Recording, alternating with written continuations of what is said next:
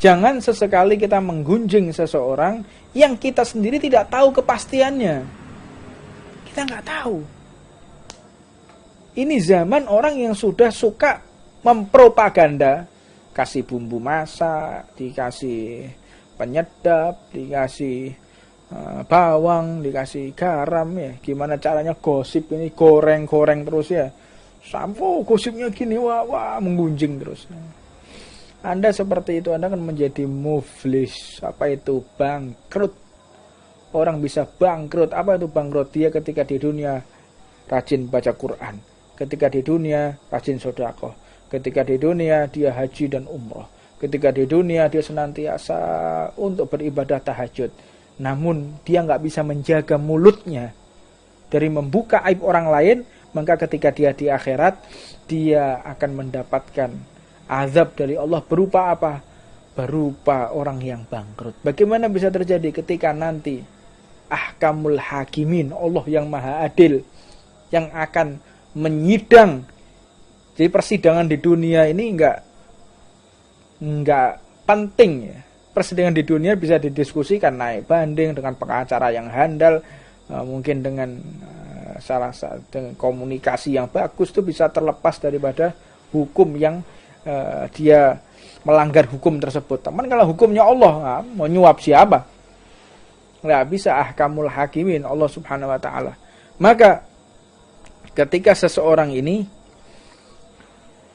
disidang oleh Allah, maka banyak orang yang nuntut, ya Allah memang dia ahli ibadah, namun orang ini tidak bisa menjaga lisannya dari menggunjing orang lain. Akhirnya bagaimana? Amaliyah yang baik dipindah. Sedangkan yang digunjing rupanya banyak. Yang digunjing banyak. Datang lagi orang, ya Allah, orang ini juga sering menggunjing aku melakukan maksiat. Orang kalau yang namanya benar-benar melaksanakan, ada orang mabuk, kita katakan mabuk, orang itu loh mabuk. Kita kan buka aibnya kan. Orang itu loh mabuk, kita buka aibnya. Itu namanya ghibah. Ghibah, buka aibnya orang lain. Kalau seseorang tidak melaksanakan, dituduh melaksanakan, namanya buhtan. Fitnah, kalau bahasanya kita fitnah, sedangkan fitnah itu adalah ujian. Fitnah itu aslinya adalah ujian. Saya difitnah ya, buhtan. Jadi orang yang suka memfitnah seseorang, buhtan. Naudzubillah min dzalik. Kalau memang dikerjakan namanya ghibah. Nah, akhirnya banyak orang yang nuntut sampai akhirnya amaliyahnya habis. Amaliyahnya habis, banyak orang yang nuntut lagi, bagaimana? Dosanya dipindah oleh Allah, transfer. Dan yang lebih mengerikan lagi, orang tidak akan pernah mati kecuali melakukan dosa yang sama ketika membuka aib. Orang itu suka mabuk, Allah tidak izinkan orang itu mati kecuali melakukan dosa yang sama. Orang itu katanya zina ya. Maka tidak akan pernah bisa mati kecuali dia zina dulu baru dia bisa mati. Makanya jangan macam-macam kita menggunakan lisan ini untuk mendiskusikan aib orang lain. Faliyatubillah min dzalik. Naudzubillah min dzalik. Untuknya kita tidak usah ikut serta kalau ada orang datang ke rumah kita membawa kabar tentang masalah aib fulan, stop. Mohon maaf. Terutama yang nisa, yang perempuan, itu harus tegas. Kalau ada tetangga, kalau ada teman datang kusak-kusuk. Katanya ini pacarannya ini ya. Hah? Ini katanya janjian. Ada apa? Mendiskusikan aib orang itu katanya ini, mendiskusikan kejelekan orang lain, berarti Anda telah membawa laknat di dalam rumah. Rumah sudah disedekahi, rumah sudah dibacain Quran, dibacain rotib, baca Yasin, baca maulid di rumahnya, baca burdah lagi. Tapi ada orang datang menggunjing, dia terima, ya hilang semua ini barokahnya. Barokahnya hilang semua. Makanya kalau ada orang datang, ada tiga, Bu, mohon maaf ya, dosa saya banyak dan belum tentu saya ini wafat dalam husnul khotimah, belum tentu. Jadi ibu jangan menceritakan Mbak, Jangan menceritakan tentang masalah orang lain, Thomas. Tidak usah menceritakan aib orang lain, karena aib yang paling besar itu saya yang punya. Jangan ya, tolong jangan menceritakan. Karena apa? Kalau kita menceritakan aib orang lain di dalam rumah, rumah itu akan panas. Rumah itu akan panas, situasi rumah itu akan menjadi konflik, ya, sering konflik, panas, gak kerasan di rumah. Karena baiti jannati, kata Rasulullah. Rumahku adalah surga. Karena apa? Rumahnya Rasulullah gak pernah dibuat ghibah. Rumahnya Rasulullah gak pernah dibuat maksiat. Rumahnya Rasulullah tidak kenal dengan musik-musik yang haram. Rumahnya Rasulullah gak pernah digunakan untuk maksiat kepada Allah. Baiti jannati, jadi surga rumahnya, jadi tempat perlindungan. Namun kalau sudah rumah, seputar televisi, waktunya azan gak ngerti matikan, apalagi maghrib dan isya tetap menyala televisinya, yang ditonton adalah telenovela, lagi caci maki, lagi pacaran, apalagi lagi zina. Lihat film lagi zina, apa ini? Anda membawa laknat ke dalam rumah dengan berbentuk televisi itu, mata dajjal TV itu, ya, kotak satu ya. Dajjal matanya berapa? Satu. Itu namanya dajjal, itu masuk di dalam rumah masing-masing. Saya akan masuki rumah kalian satu persatu. Apa maknanya? Yaitu televisi itu mata dajjal itu. Ya, televisi itu seperti gelas. TV itu seperti gelas, tergantung kita menuangnya dengan apa. Kalau kita tuang khamar ya jadinya haram. Kalau kita tuangnya jus ya jadi lezat, kalau kita tuangnya vitamin ya jadi sehat. Tergantung kita tuang apa yang gelas tersebut, kita putar, kita gunakan untuk apa. Nah, walhasil Rasulullah Shallallahu Alaihi Wasallam telah menggambarkan bagaimana detik-detik akhir zaman ini di dalam kitabnya Asratu Alamatis Sa'ah. Asratu Alamatis Sa'ah, 10 perkara yang tanda-tanda hari kiamat, diantaranya adalah wafatnya Rasulullah itu adalah tanda besar. Tanda besar hari kiamat itu wafatnya Rasulullah. Udah, alamatul kibar.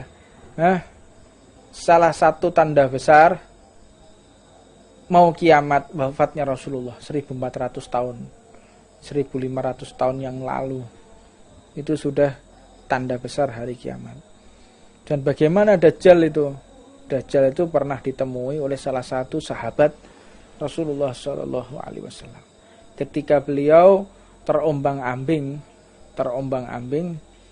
di dalam satu pulau, kalau mungkin pulau terkenal namanya Pulau Segitiga Bermuda. Disitulah tempat tinggalnya Dajjal. Nah, mungkin di daerah Siberia atau mungkin di daerah laut lepas itu ya. Itu ada pulau yang bentuknya air lautnya itu ada di atas, sedangkan pulaunya di bawah, begini bentuknya. Karena gaya gravitasi yang tepat, titik gaya gravitasi buminya tepat, sehingga pulau tersebut itu bisa terlindungi dari genangan air. Air itu kan bisa jatuh karena apa? Karena ada gravitasi. Dan gravitasinya itu tepat di titik tersebut. Wallahu a'lam. Ini ada beberapa orang yang menceritakan demikian. Walhasil akhirnya ketika sahabat ini terdampar di satu pulau, ketika terdampar beliau bertemu dengan sesosok makhluk yang bulunya itu sampai menutupi mata, menutupi mulut, badannya bulu semua. Bulu semua, satu badan itu bulu semua. Tangan-tangannya semua bulu semua, tertutup. Kalau mau ngomong, buka dulu gini. Kalau mau ngelihat dibuka gini dia. Siapa engkau? Ana al-jasasah. Aku Jud wa Ma'jud. Jud wa Ma'jud itu diriwayatkan nanti kalau dia keluar, dia akan makan semuanya. Pohon dimakan, tembok dimakan, air laut diminum, pasir laut dimakan, aspal dimakan sama dia. Apa sih maknanya? Koruptor loh. Kalau kita mau definisikan koruptor, aspal dipangan, ya tembok ya dipangan, ya pasir laut juga dimakan, digali pasir lautnya, dijual ke negara lain untuk memperbesar wilayah negara lain. Tuh sampai kayak gitu loh. Gali pasir dijual ke negara orang lain untuk melebarkan wilayah. Ada berapa pulau tuh yang diambil untuk memperlebar wilayah. Sampai kayak begitu. Ya mungkin itu tentara-tentara Jud wa Ma'jud, para koruptor. Tembok aja dimakan sama dia. Temboknya dimakan, aspal dimakan, kawat dimakan, kelihatan besi dimakan. Para koruptor. Waliyadzubillah min dzalik. Ini katakan, siapa engkau? Kalau kau ingin tahu aku siapa, itu berangkatlah engkau ke kuil itu. Ke kuil itu engkau ke sana. Jalan akhirnya. Siapa yang ada dalam kamu, tanya aja. Orang dalam kuil itu adalah kepala kami. Ketua kami. Maka akhirnya beliau pun, sahabatnya Rasulullah ini menuju ke kuil. Ketika menuju ke kuil, dan ini pun disampaikan oleh Rasulullah ketika dalam satu khutbahnya. Nabi Muhammad menyampaikan cerita ini. Jadi sahabat ini akhirnya bertemu dengan seseorang yang lagi dirantai. Dirantai posisinya seperti ini. Dirantai kayak gini. Dirantai begini kakinya sama sini. Dan jangan juga kalian duduk tuh kayak begini. Jangan duduk begini. Orang duduk begini ini duduknya orang yang akan diazab di neraka. Orang duduk begini nih, iki lek jere wong Jawa ngalup. Ngalup, duduk ngalup mati tok gak ngalup, dimurkai oleh Allah. Orang duduk begini nih.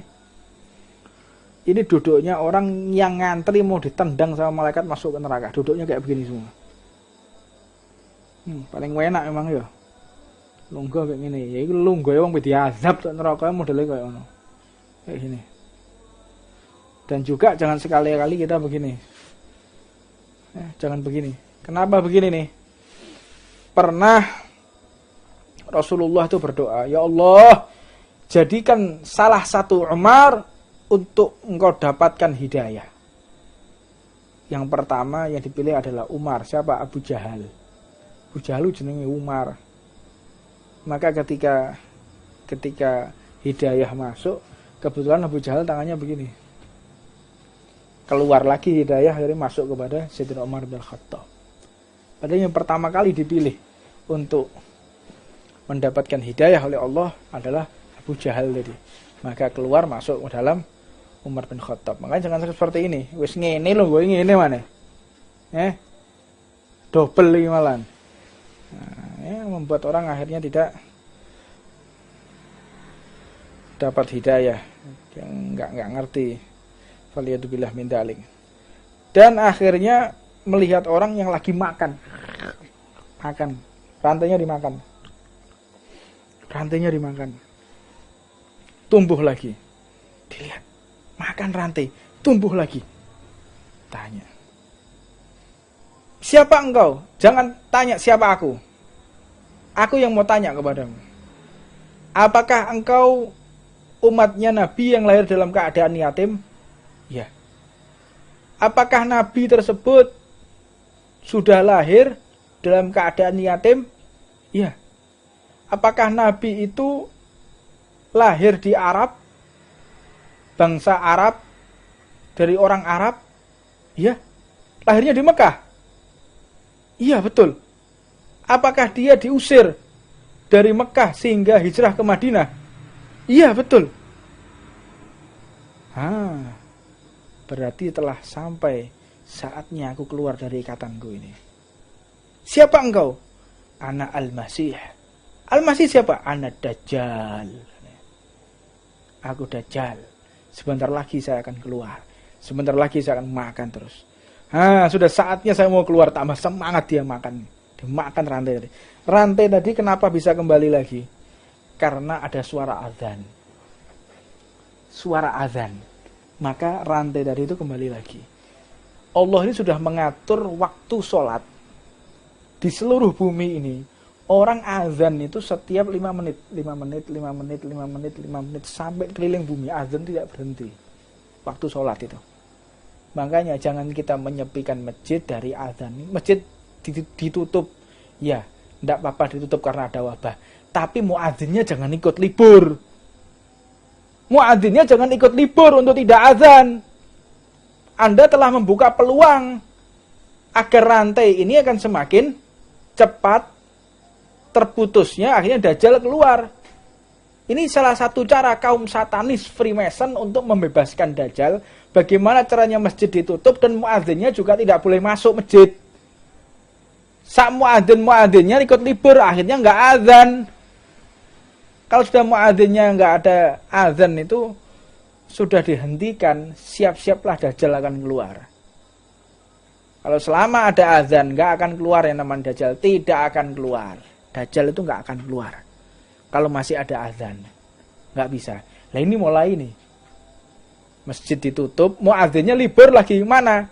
Muadzinnya di warung kopi, muadzinnya di warung kopi, muadzinnya di rumah, lagi nonton TV berita corona. Muadzinnya waktunya azan di musola, waktunya azan di masjid, tambah di depan TV, cari berita berapa orang yang mati ya virus ini ya. Berapa yang mati, sudah sampai di mana virus ini. Lah ngapain? Sudah ada. Kita sudah tahu bahayanya virus itu bagaimana. Bahaya kan? Bahaya. Cara mengatasinya gimana? Social distancing. Gimana cara mengatasinya? Kita tidak boleh banyak kumpul. Gimana cara mengatasinya? Kita harus cuci tangan. Sudah cukup, nggak perlu kita update tiap hari. Tiap hari update cari tahu berapa orang yang mati ya. Yang kena siapa aja. Tok ngene nggonmu wong piro sing mati? Nggonmu ana sing PDP apa ODP? DP kredit lho, DP lunasono. Sepeda motormu DP ODP, PDP ruwet ae. Ada apa ruwet itu? Ora ODP, PDP saya PSBB, Apa PSBB segala macam iki. Wis aja ruwet istilahnya. Udah di rumah. Dan di rumah gunakan untuk taat, gunakan untuk ngaji, gunakan untuk ibadah. Kalau udah sumpek lari, emang keluar dari rumah, pakai training, pakai sepatu lari keliling, lari sudah dewean melayu kan. Kayak sumpek. Jangan kita sumpek dipikir ini. Tambah stres nanti. Kalau kita stres ada masalah. Gimana caranya fisik itu harus juga capek. Kalau fisik kita bagus, kita mikir rusak otak kita. Jadi cara untuk menurunkan stres itu kalian harus olahraga. Itu cara menurunkan stres. Keluarkan energi dalam tubuh buat lari, aktivitas apa, keluar sudah. Melayu males melayu. Males, kesel, panas. Terus apa? Sembuh wis ben ngene wae, tambah edan sampean wis we. Tambah gendeng. Nah, akhirnya kalau kita sudah tahu bahayanya Covid, bahayanya corona seperti apa, udah bahaya sekali. Ya sudah, wes cukup gitu loh. Wes sudah bahaya. Gak perlu kita update tiap hari. Saya mati. Motong gone Mbak iki. Oh iya, eling aku mae kene iku. Tahu petukan aku. Kira-kira kapan ya terakhir petukan aku? Lho jojo aku yo kena corona pisan. Mati akhirnya sampean. Sampean ikut mati akhirnya. Bukan mati kena corona, mati stres, mati ngenes. Akhirnya karu-karuan. Udah tahu bahaya seperti itu sudah, cukup. Ikhtiar sudah ikhtiar, tawakal. Dan jangan meremehkan juga ya, jangan meremehkan. Penyakit, ini penyakit yang penting kita itu umatnya Rasulullah doa baca rotib aman gudulmu ngono aman yo. Aman gimana aman? Sampai ziarah Nabiullah Hud aja diliburkan. Ziarah Nabiullah Hud lho nih, tone Hadramaut tok Tarim diliburkan. Iki wong kene ayo ngabuburit bayangno kon.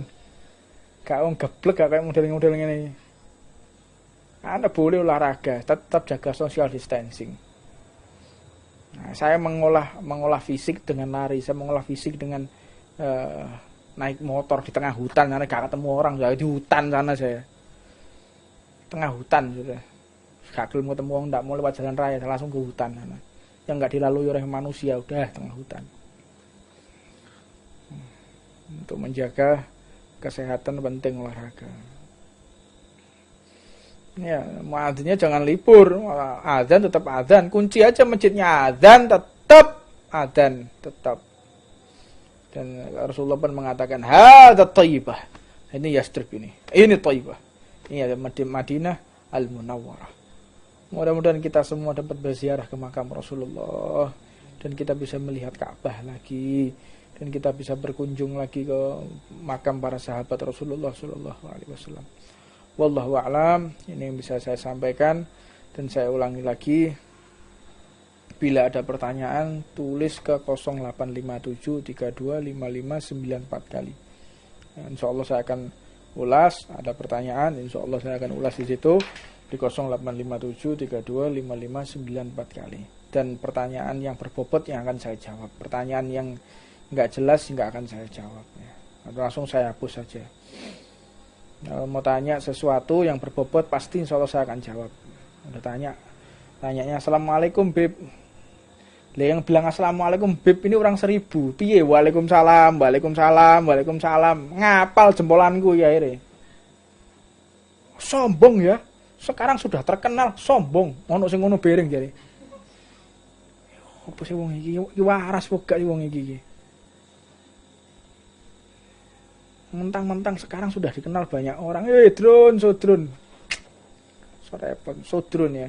Bilangnya tuh ojo kadrun. Kadrun itu kadal gurun itu istilah PKI itu. Kadrun itu istilah PKI ketika ingin membunuh para kiai, namanya kadrun. Kadrun itu istilah PKI zaman tahun 60-an tuh, dipopulerkan. Kadrun, berarti sasaran mau dibunuh sama PKI. PKI julukinya menjadi kadrun, kadal gurun, habaib, kiai yang mau dibunuh maka dipanggil kadrun. Sudah diintai. Nah, kita jangan ikut-ikutan. Kadrun, sodrun, ganti sodrun, cok kadrun. Kadrun itu istilah PKI tahun 60-an ketika mau membunuh habaib, mau membunuh kiai. Namanya kadrun. Buka sejarah tahu. Oh yo, kalau ada sesuatu yang baru itu ya. Kalau ada sesuatu yang baru, apa yo kadrun? Cari dulu dari mana ini asalnya ini. Kalau kadrun. Ternyata ini istilah di era tahun 60-an digunakan oleh PKI ketika ingin membunuh para kiai, para habaib, para ustadz, guru agama, guru ngaji, mau dibunuh dengan kata-kata kadrun tadi, kadal gurun namanya. Nah, hati-hati, kadal gurun itu apa? Orang yang membawa risalah Rasulullah sallallahu alaihi wasallam. Nah, hati-hati ya. Nah, ini saya ajak melok-melokan. Istilah-istilah orang sekarang ini misinya udah misi pelengkap. Tinggal tunggu waktu aja mau membunuh kami para habaib ini. Wallahu a'lam. Ini bisa saya sampaikan, soal manfaatnya buat kita semua. Rabbana atina fid dunya hasanah fil akhirati hasanah wa qina adzabannar. Wa 'alaman masyayikhana wa ahibana wa sallallahu alaihi wa sallam habibana jamal bin tawfiq wa ba'd wa 'alaman ahsir mahdim bin sallallahu alaihi wa sallam. Wa jami'ul isam wal ma'rifah. Wa ila hadratin nabi Muhammadin sallallahu alaihi wasallam sirul Fatihah.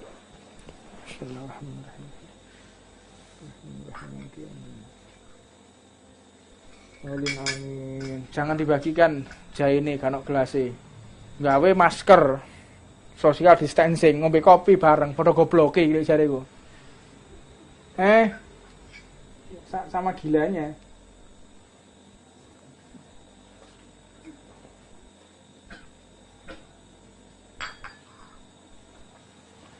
Datangi majlis Ar-Ridwan kalau hatimu galau. Datangi majlis Ar-Ridwan kalau hati merana. Datangi majlis Ar-Ridwan sallallahu ala Muhammad sallallahu alaihi wasallam sallallahu ala Muhammad sallallahu alaihi wasallam. Kalau hati gundah datangi majlis Ar-Ridwan. Kalau hati gelisah datangi majlis Ar-Ridwan. Kalau hatimu galau datangi majlis Ar-Ridwan. Kalau hati merana datangi majlis Ar-Ridwan sallallahu ala Muhammad sallallahu alaihi wasallam sallallahu ala Muhammad sallallahu alaihi wasallam.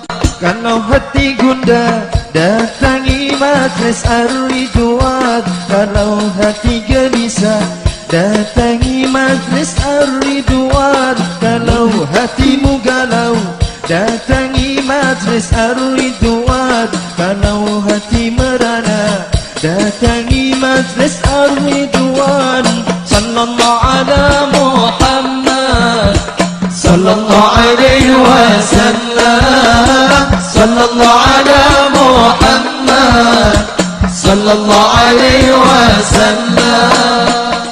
Kalau hati gundah datangi majlis Ar-Ridwan. Kalau hati gelisah datangi majlis Ar-Ridwan. Kalau hatimu galau datangi majlis Ar-Ridwan. Kalau hati merana datangi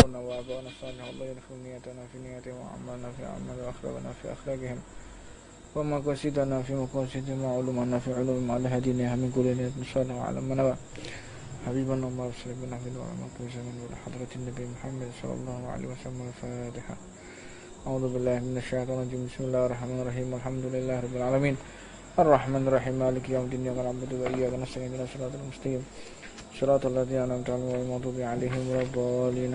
بسم الله الرحمن الرحيم. اللهم يا عظيم السلطان يا قديم الإحسان يا دائم النعم يا كثير الجود يا واسع العطاء يا حفي اللطف يا جاملا صنع يا حليما لا يعجل. صل يا ربي على سيدنا محمد نور الإصحاب أجمعين. اللهم لك الحمد شكرا ولك المن فضلا وأنت ربنا حق ونحن عبيدك لك وأنت لم ذلك أهل يوم يسر كل عسير ويا جابر كل كسير ويا صاحب كل فريد ويا مقوي كل ضعيف ويا مأمن كل مخيف. يسر علينا كل عسير فتوسر عسير عليك يسير. اللهم يا من لا يحتاج إلى بيان وتفسير حاجاتنا كثير وأنت عليم بها وخبير. اللهم إني أخاف منك وأخاف ممن يخاف منك وأخاف ممن لا يخاف منك. اللهم بحق من يخاف منك نجنا ممن لا يخاف منك. اللهم بحق سيدنا محمد وحرسنا بعينك التي لا تنام واكنفنا بكنفك الذي لا يرام وارحمنا بقدرتك علينا فلا نهلك ونزقتنا ورجعنا. وصلى الله على سيدنا محمد وآله وصحبه وسلم. الحمد لله رب العالمين عدد خلقه ورضا نفسه وزنة عرشه ومداد كلماته. اللهم إنا نسألك زيادة في الدين وبركة في العمر وسعادة في الجسد وسعادة في الرزق وتوبة قبل الموت وشهادة عند الموت ومغفرة بعد الموت وعفوا عند الحساب وأمانا من العذاب ونصيبا من الجنة ورزقنا النظر إلى وجهك الكريم. وصلى الله على سيدنا محمد وعلى آله وصحبه وسلم. سبحان ربك رب العزة عما يصفون وسلام على المرسلين والحمد لله رب العالمين. بسم الله الرحمن الرحيم.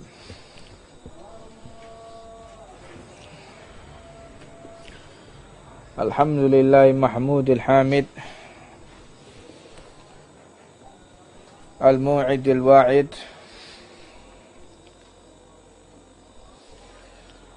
الأحد الواحد لا كلام أهل لحمده سوى كلامه.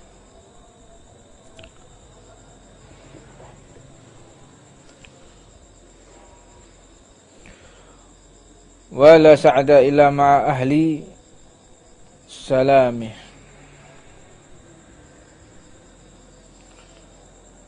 سبحانك لا علم لنا إلا ما علمتنا إنك أنت العليم الحكيم. رب اشرح لي صدري ويسر لي أمري واحلل عقدة من لساني يفقه قولي.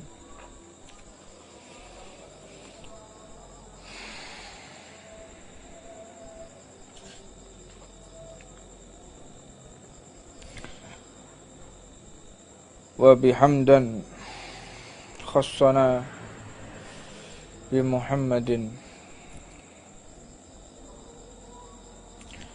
وأنقذنا من ظلمات جهل ودياجري.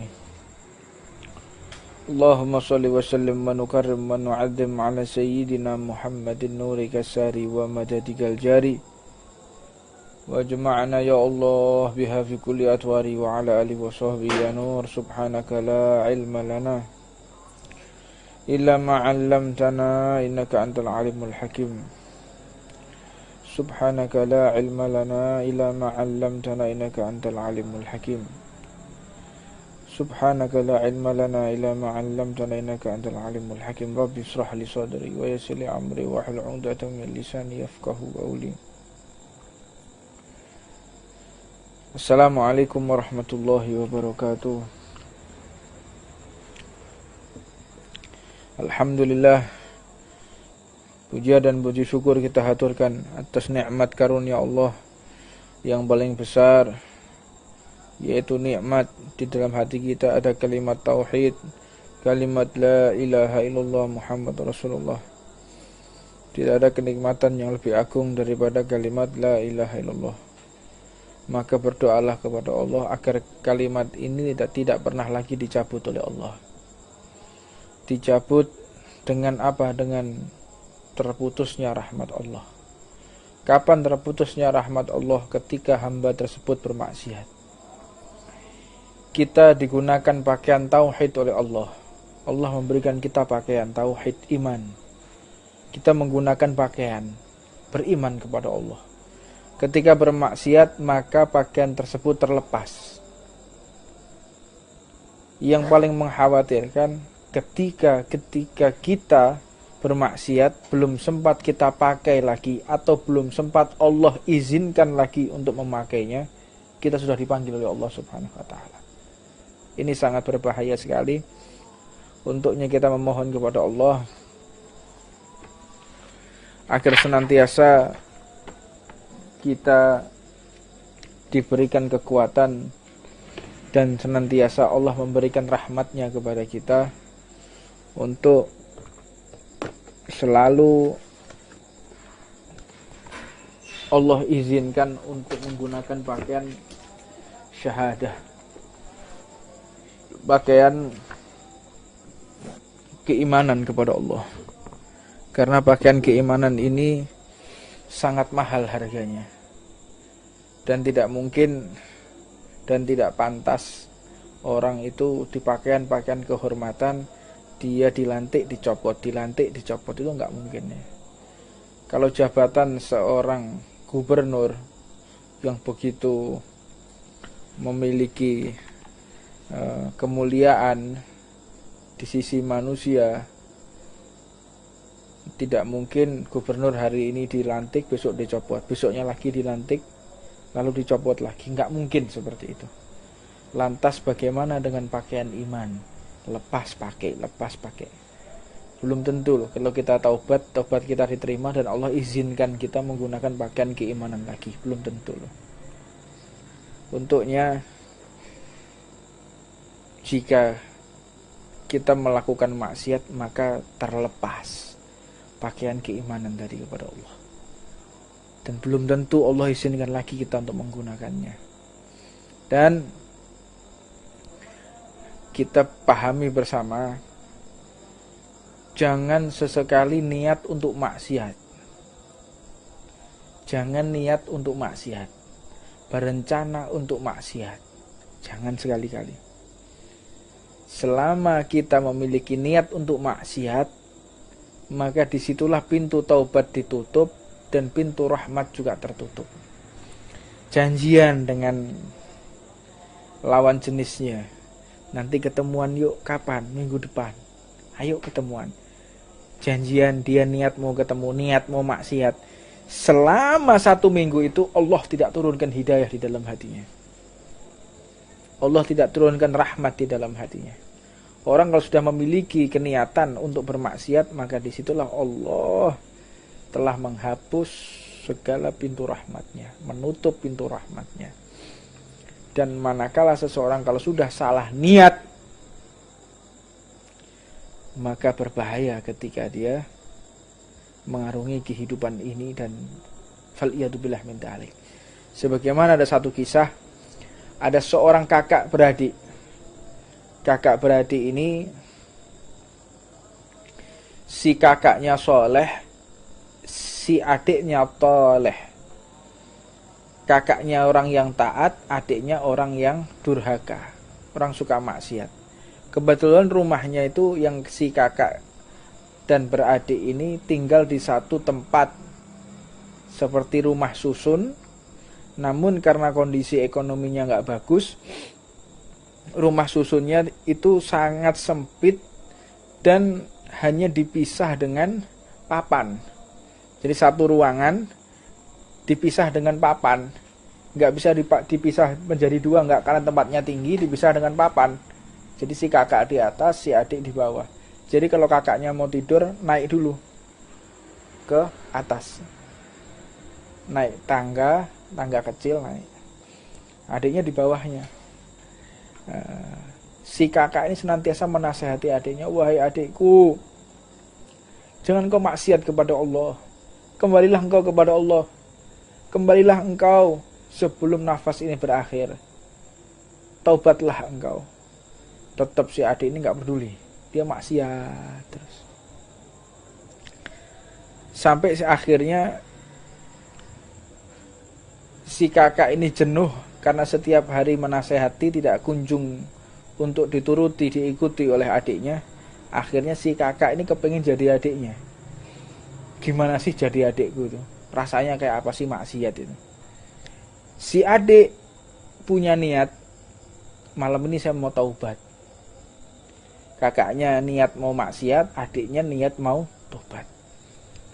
Saking semangatnya kedua orang ini, dia bergegas, si adik tadi bergegas turun, si kakak bergegas turun, si adik tadi bergegas untuk naik. Berpapasan karena memang papannya nggak kuat, jatuh, mereka tertindih kayu sehingga mati dua-duanya. Oleh malaikat langsung diazab si adik, dan si kakak disediakan dengan tempat yang istimewa seperti di surga. Karena kubur itu awal manzilah ya. Kubur itu awal pertama kali orang itu bahagia selamanya atau sengsara selamanya, pertama kali itu ya dikubur itu. Kalau sudah dikubur nggak enak, ya selamanya nggak enak. Kalau dikubur enak, selamanya enak. Falyadubillah min dalik. Mudah-mudahan alam kubur kita diberi kebahagiaan oleh Allah Subhanahu wa taala. Maka akhirnya si kakak tadi dibahagiakan, si adik tadi disiksa. Kata Allah salah. Azab kakaknya dan bahagiakan adiknya. Kenapa ya Allah? Bukankah si kakak ini senantiasa taat kepadamu sedangkan adik ini maksiat? Ya, karena detik-detik terakhir kakaknya niat maksiat, adiknya niat taubat, maka dibalik amaliyahnya oleh Allah Subhanahu wa taala. Maka berhati-hatilah ketika kita niat. Makanya niatu mu'min khairun min amalih. Niatnya orang yang beriman itu lebih afdol, lebih mulia daripada pekerjaannya, amaliyahnya. Niat, kenapa niat dikatakan lebih afdol? Karena niat itu pasti ikhlas. Niat itu pasti sungguh-sungguh. Kalau beramal, mengamalkannya, amaliyahnya belum tentu ikhlas. Orang kalau udah niat sedekah, insya Allah ikhlas. Ada ndak orang niat terus ndak ikhlas? Kalau cuma niat aja ya insya Allah ikhlas lah. Kecuali kalau orang mungkin udah kelainan ya, wallahu a'lam. Orang kalau udah niat, saya insya Allah kalau ada rezeki saya mau sedekah. Niat tok kok, namanya niat, pasti ikhlas. Nah, kalau beramal belum tentu ikhlas, mungkin ujub, mungkin dia mau pamer, mungkin dia ada bangga diri. Nah, ini bisa terjadi penolakan di dalam amal. Karena Allah tidak menerima amal seseorang kecuali dengan hanya yang ikhlas. Kalau kita nggak ikhlas, percuma kita beramal sebanyak apapun, tetap ditolak oleh Allah. Bahkan di dalam hadis sahih diceritakan Allah itu menolak semua amal yang ada tendensi terhadap manusia, ditolak oleh Allah.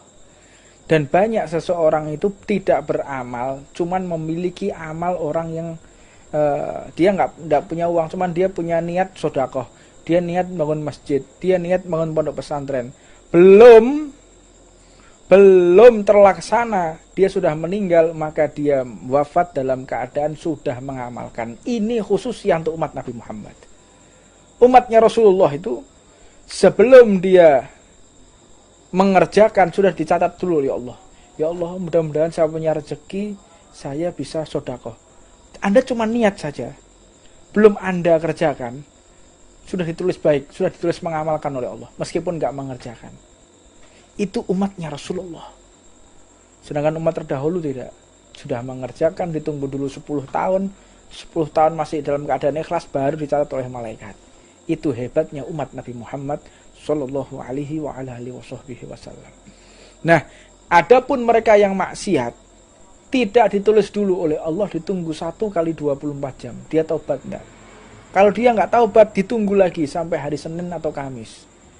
Karena hari Senin dan Kamis itu kenapa disunahkan untuk berpuasa? Karena Senin dan Kamis diserahkan catatan amal oleh Raqib dan Atid kepada Allah Subhanahu wa taala. Makanya kalau kita puasa Senin Kamis tujuannya agar kita bisa memohon ampun kepada Allah, disodorkan ini amaliyahnya, ini rapotnya ya Allah. Tapi dia sekarang dalam keadaan berpuasa, insya Allah diampuni oleh Allah. Fungsinya daripada puasa Senin dan Kamis seperti itu. Nah, seseorang yang punya niat jelek ya, maka disitulah dia akan terus-menerus mendapatkan siksa batin.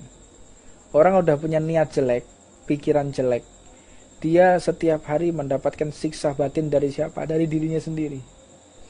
Orang kalau udah punya pikiran jelek, kemanapun dia akan merasa terancam, kemanapun dia akan merasa sakit hati. Lihat temennya punya rezeki, sakit hati dia. Lihat temennya punya motor baru, sakit hati dia. Orang kalau sakit hati atas rezeki orang lain, berarti dia protes atas keputusan Allah.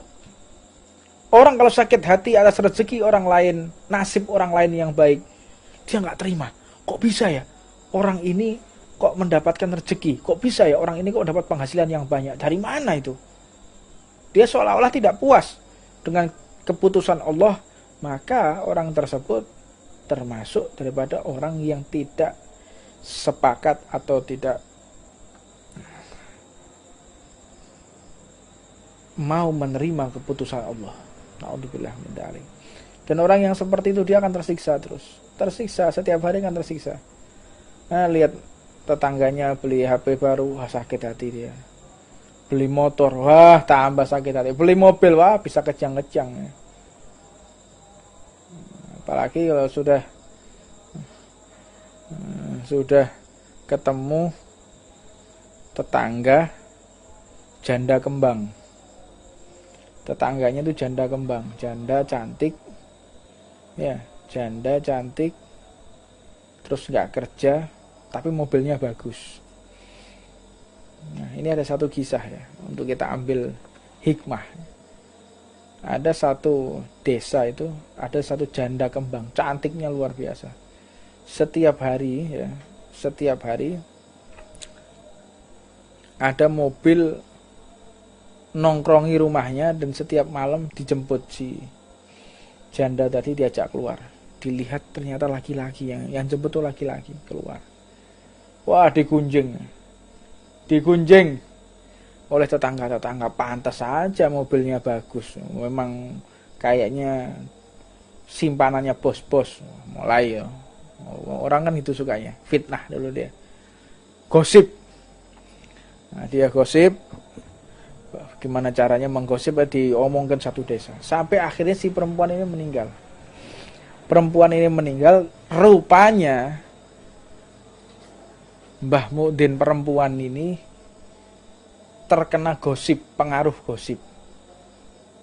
Dilihat cantik, badannya bagus, cantik, mandikan sampai melongo. Ya Allah, wong ayune koyo ngene, cantiknya begini. Cantiknya begini kok mau ya ditiduri oleh laki-laki yang bukan muhrimnya, sudah gitu kok gonta-ganti. Karena digosipkan seperti itu. Digosipkan janda ini sering dijemput oleh laki-laki yang gonta-ganti, sampai satu desa seperti itu. Nah, walhasil ketika dimandikan, mohon maaf ya, ketika membersihkan bagian bawah, ngerasani Mbah Mudin perempuannya ini, tukang memandikan mayat itu, batin, ya Allah, eman-eman badan sebagus ini, secantik ini, cuman nggak bisa menjaga auratnya. Subhanallah. Akhirnya apa? Tangannya tuh nempel di kemaluannya, mohon maaf ya, nempel di kemaluannya. Nempel jadi satu, yang nggak bisa dilepas kecuali harus dipotong. Tangannya harus dipotong. Kalau nggak bisa lepas ini. Akhirnya datang satu dari orang ahli mukasyaf, dia bisa melihat yang gaib. Akhirnya mengatakan, orang ini Mbah Mudin perempuan yang tukang memandikan jenazah ini, dia sudah berprasangka buruk, dan saat ketika memandikan, engkau memfitnah jenazah ini dengan banyak orang yang telah dia layani dengan zina. Ketahuilah perempuan ini adalah perempuan solihah. Ketika dia keluar, yang jemput itu adalah kakak kandungnya. Karena ditinggal suaminya meninggal dalam keadaan masih muda. Akhirnya dia sering stres di rumah, dijemput oleh keluarganya. Sering keluarganya jemput, dihibur gitu. Tapi kanan kiri tetangganya sudah memvonis bahwa perempuan ini adalah pelaku pezina. Lalu bagaimana solusinya? Harus dicambuk. Orang yang memfitnah dicambuk. Dicambuk si perempuan ini, dicambuk Mbah Mudin yang memandikan jenazah tadi, dicambuk sampai beberapa kali, akhirnya baru bisa lepas. Ini menunjukkan kepada kita, jangan sesekali kita ini memvonis seseorang atau menilai seseorang buruk yang nyata-nyata kita sendiri tidak tahu. Jangan sesekali kita menggunjing seseorang yang kita sendiri tidak tahu kepastiannya. Kita nggak tahu. Ini zaman orang yang sudah suka mempropaganda, kasih bumbu masak, dikasih penyedap, dikasih bawang, dikasih garam ya. Gimana caranya gosip ini, goreng-goreng terus ya. Sampo gosipnya gini, wah menggunjing terus. Anda seperti itu, Anda akan menjadi muflis. Apa itu? Bangkrut. Orang bisa bangkrut. Apa itu bangkrut? Dia ketika di dunia rajin baca Quran, ketika di dunia rajin sedekah, ketika di dunia dia haji dan umrah, ketika di dunia dia senantiasa untuk beribadah tahajud. Namun dia nggak bisa menjaga mulutnya dari membuka aib orang lain, maka ketika dia di akhirat, dia akan mendapatkan azab dari Allah berupa apa? Berupa orang yang bangkrut. Bagaimana bisa terjadi ketika nanti ahkamul hakimin, Allah yang maha adil, yang akan menyidang. Jadi persidangan di dunia ini enggak penting ya. Persidangan di dunia bisa didiskusikan, naik banding dengan pengacara yang handal, mungkin dengan salah satu komunikasi yang bagus, itu bisa terlepas daripada hukum yang dia melanggar hukum tersebut. Teman, kalau hukumnya Allah, mau nyuap siapa? Nggak bisa. Ahkamul hakimin, Allah subhanahu wa ta'ala. Maka ketika seseorang ini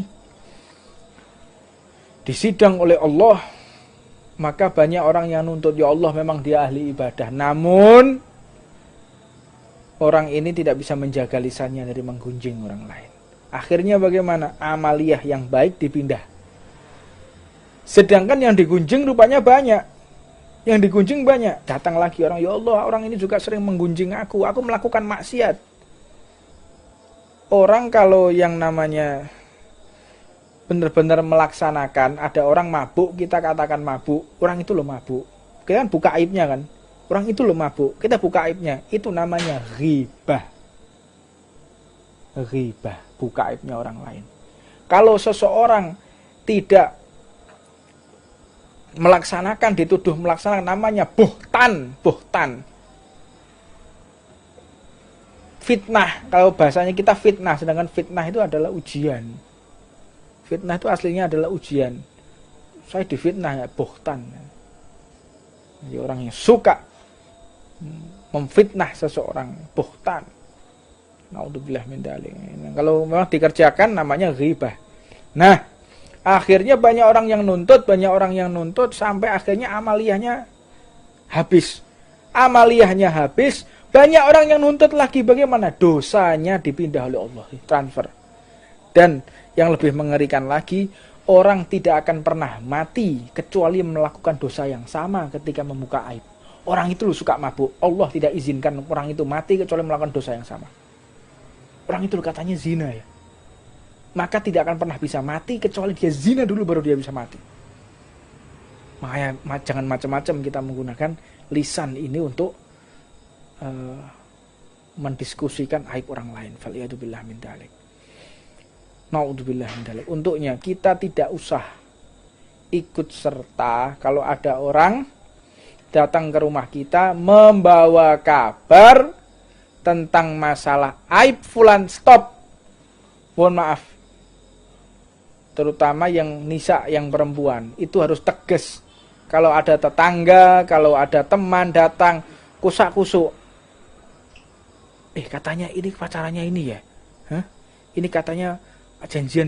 Ada apa? Mendiskusikan aib orang itu katanya ini.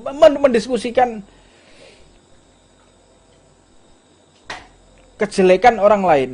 Berarti Anda telah membawa laknat di dalam rumah. Rumah sudah disedekahi, rumah sudah dibacain Quran, dibacain rotib, baca Yasin, baca maulid di rumahnya, baca burdah lagi.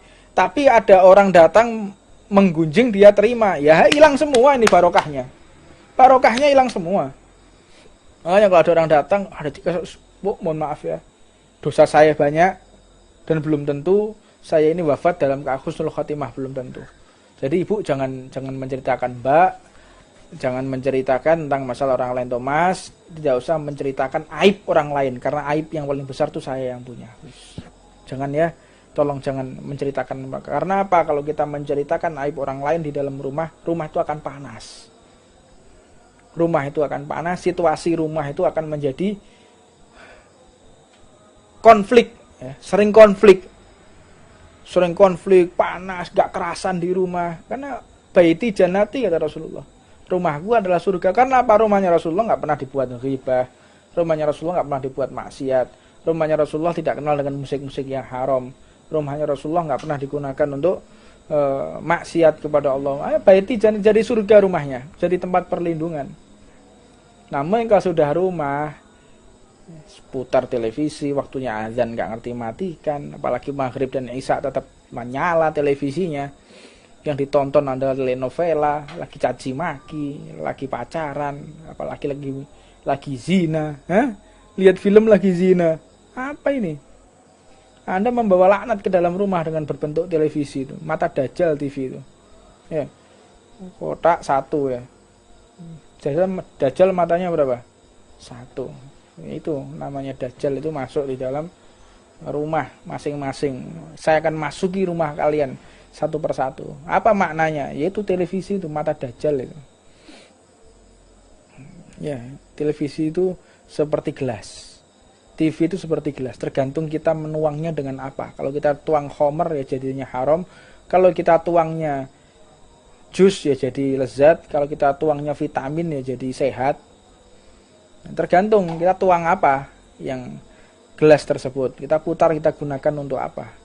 Nah, walhasil Rasulullah Shallallahu Alaihi Wasallam telah menggambarkan bagaimana detik-detik akhir zaman ini di dalam kitabnya Asratu Alamatis Sa'ah.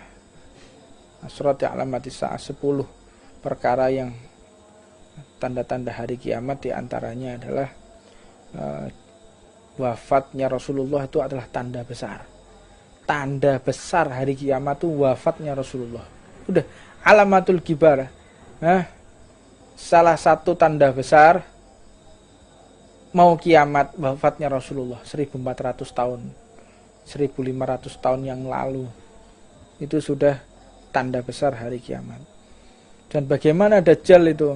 Dajjal itu pernah ditemui oleh salah satu sahabat Rasulullah Shallallahu Alaihi Wasallam. Ketika beliau terombang-ambing di dalam satu pulau, kalau mungkin pulau terkenal namanya Pulau Segitiga Bermuda. Disitulah tempat tinggalnya Dajjal. Nah, mungkin di daerah Siberia atau mungkin di daerah laut lepas itu ya. Itu ada pulau yang bentuknya air lautnya itu ada di atas, sedangkan pulaunya di bawah, begini bentuknya. Karena gaya gravitasi yang tepat, titik gaya gravitasi buminya tepat, sehingga pulau tersebut itu bisa terlindungi dari genangan air. Air itu kan bisa jatuh karena apa? Karena ada gravitasi. Dan gravitasinya itu tepat di titik tersebut. Wallahu a'lam. Ini ada beberapa orang yang menceritakan demikian. Walhasil akhirnya ketika sahabat ini terdampar di satu pulau, ketika terdampar beliau bertemu dengan sesosok makhluk yang bulunya itu sampai menutupi mata, menutupi mulut, badannya bulu semua. Bulu semua, satu badan itu bulu semua. Tangan-tangannya semua bulu semua, tertutup. Kalau mau ngomong, buka dulu gini. Kalau mau ngelihat dibuka gini dia. Siapa engkau? Ana al-jasasah. Aku Jud wa Ma'jud. Jud wa Ma'jud itu diriwayatkan nanti kalau dia keluar, dia akan makan semuanya. Pohon dimakan, tembok dimakan, air laut diminum, pasir laut dimakan, aspal dimakan sama dia. Apa sih maknanya? Koruptor loh. Kalau kita mau definisikan koruptor, aspal dipangan, ya tembok ya dipangan, ya pasir laut juga dimakan, digali pasir lautnya, dijual ke negara lain untuk memperbesar wilayah negara lain. Tuh sampai kayak gitu loh. Gali pasir dijual ke negara orang lain untuk melebarkan wilayah. Ada berapa pulau tuh yang diambil untuk memperlebar wilayah. Sampai kayak begitu. Ya mungkin itu tentara-tentara Jud wa Ma'jud, para koruptor. Tembok aja dimakan sama dia. Temboknya dimakan, aspal dimakan, kawat dimakan, kelihatan besi dimakan. Para koruptor. Waliyadzubillah min dzalik. Ini katakan, siapa engkau? Kalau kau ingin tahu aku siapa, itu berangkatlah engkau ke kuil itu. Ke kuil itu engkau ke sana. Jalan akhirnya. Siapa yang ada dalam kamu tanya aja. Orang dalam kuil itu adalah kepala kami. Ketua kami. Maka akhirnya beliau pun, sahabatnya Rasulullah ini menuju ke kuil. Ketika menuju ke kuil, dan ini pun disampaikan oleh Rasulullah ketika dalam satu khutbahnya. Nabi Muhammad menyampaikan cerita ini. Jadi sahabat ini akhirnya bertemu dengan seseorang yang lagi dirantai. Dirantai posisinya seperti ini. Dirantai kayak gini. Dirantai begini kakinya sama sini. Dan jangan juga kalian duduk tuh kayak begini. Jangan duduk begini. Orang duduk begini ini duduknya orang yang akan diazab di neraka. Orang duduk begini nih. Iki rek jere wong Jawa ono ngalup. Ngalup, duduk ngalup mati tok gak ngalup, dimurkai oleh Allah. Orang duduk begini nih. Ini duduknya orang yang ngantri mau ditendang sama malaikat masuk ke neraka. Duduknya kayak begini semua. Paling enak memang ya. Lungguh kayak gini. Ya itu lungguh ya wong diazab tok neraka modelnya kayak ngono. Kayak gini. Dan juga jangan sekali-kali kita begini. Jangan begini. Kenapa begini nih? Pernah Rasulullah itu berdoa, ya Allah, jadikan salah satu Umar untuk engkau dapatkan hidayah. Yang pertama yang dipilih adalah Umar. Siapa? Abu Jahal. Abu Jahal jenenge Umar. Maka ketika hidayah masuk, kebetulan Abu Jahal tangannya begini. Keluar lagi hidayah, akhirnya masuk kepada Sayyidina Umar bin Khattab.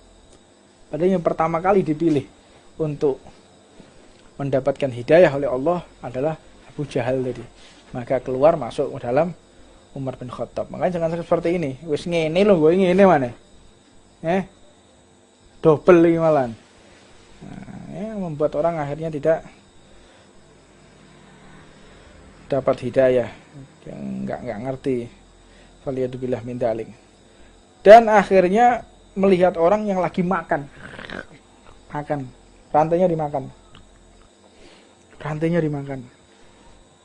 tumbuh lagi, dilihat, makan rantai, tumbuh lagi, tanya, siapa engkau? Jangan tanya siapa aku yang mau tanya kepadamu, apakah engkau umatnya Nabi yang lahir dalam keadaan yatim?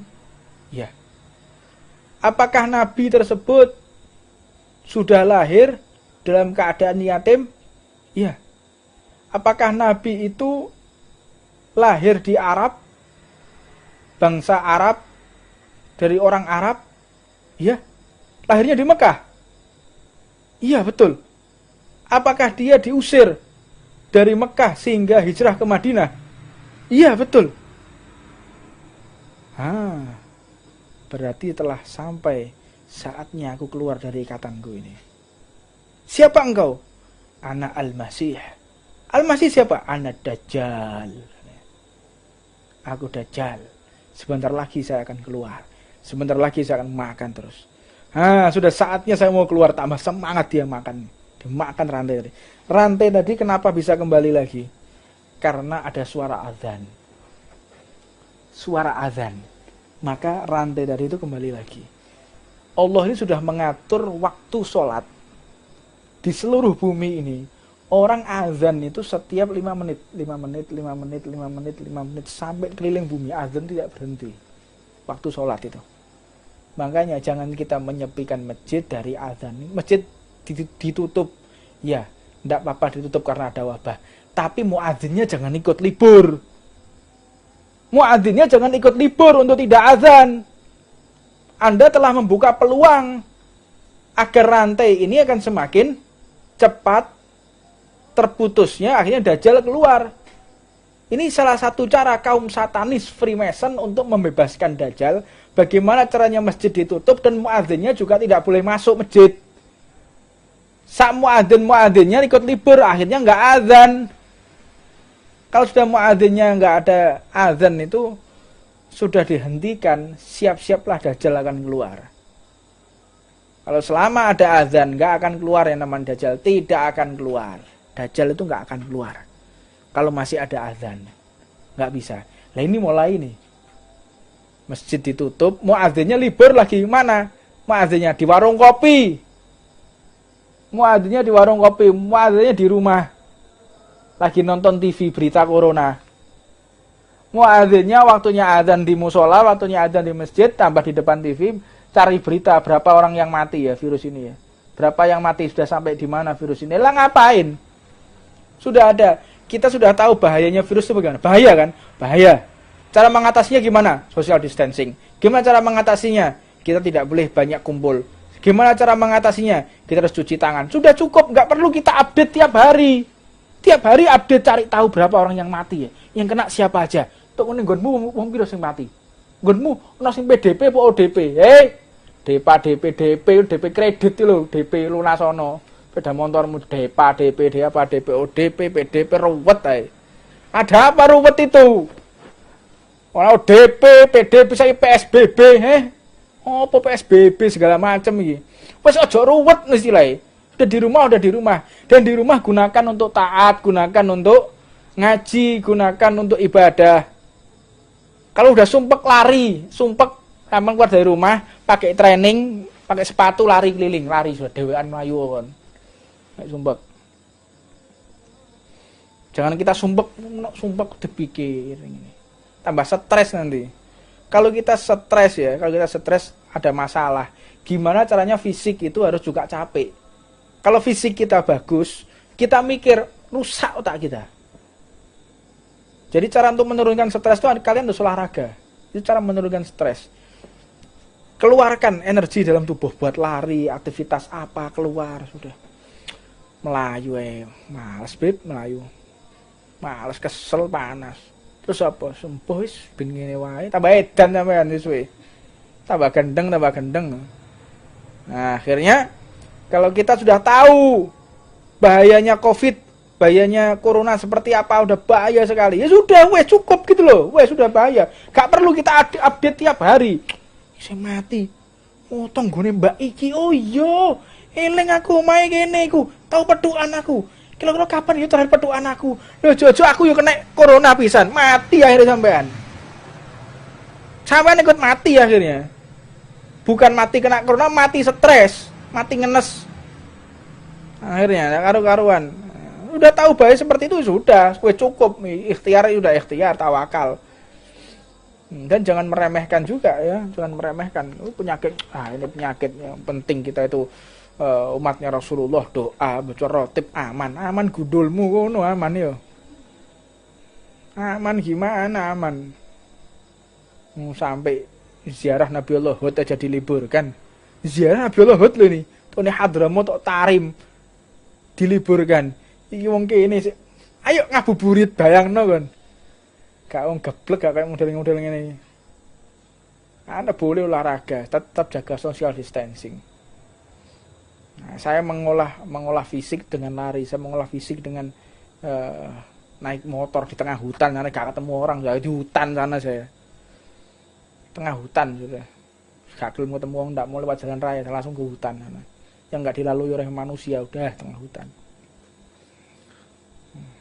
Untuk menjaga kesehatan penting olahraga. Ya, muadzinnya jangan libur, adzan tetap adzan, kunci aja masjidnya, adzan tetap adzan tetap. Dan Rasulullah pun mengatakan hadza thayyibah. Ini Yastrib ini thayyibah. Ini ada Madinah Al-Munawwarah. Mudah-mudahan kita semua dapat berziarah ke makam Rasulullah dan kita bisa melihat Ka'bah lagi dan kita bisa berkunjung lagi ke makam para sahabat Rasulullah sallallahu alaihi wasallam. Wallahu a'lam. Ini yang bisa saya sampaikan dan saya ulangi lagi. Bila ada pertanyaan tulis ke 0857325594 kali.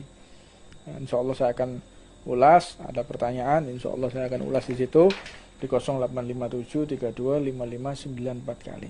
Dan pertanyaan yang berbobot yang akan saya jawab. Pertanyaan yang enggak jelas enggak akan saya jawab ya.